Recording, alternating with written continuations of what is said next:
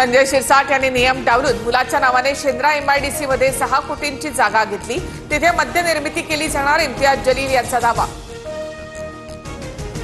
लाडक्या बहिणींसाठी पुन्हा सामाजिक न्याय विभागाचा 410 कोटींचा निधी वळवला।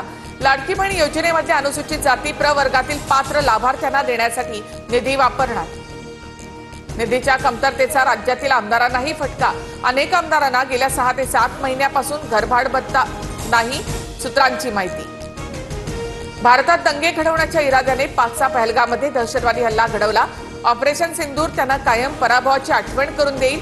जम्मू काश्मीरच्या कटरामधून पंतप्रधान मोदींचा हल्लाबोल।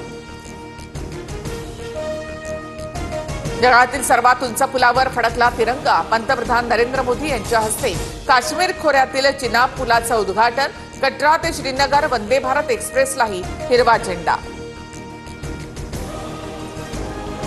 मुख्यमंत्री फडणवीसांसमोर 12 माओवाद्यांचं आत्मसमर्पण। नक्षली चळवळींना आळा घालण्यासाठी राज्य सरकारचे प्रयत्न।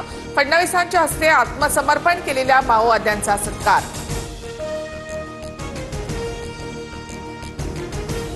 गडचिरोलीमधील नागरिकांमध्ये सुरक्षेचं वातावरण। जिथे प्रशासनही पोहोचू शकत नव्हतं तिथे पोलिसांनी व्यवस्था उभी केली। 2026 पर्यंत माओवाद पूर्णपणे संपुष्टात आणू, फडणवीसांकडून विश्वास व्यक्त।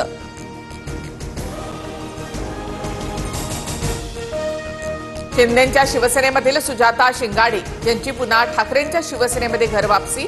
शिंदेंसोबत गेलेल्या अनेकांना पश्चाताप होतोय, उद्धव ठाकरेंची टीका।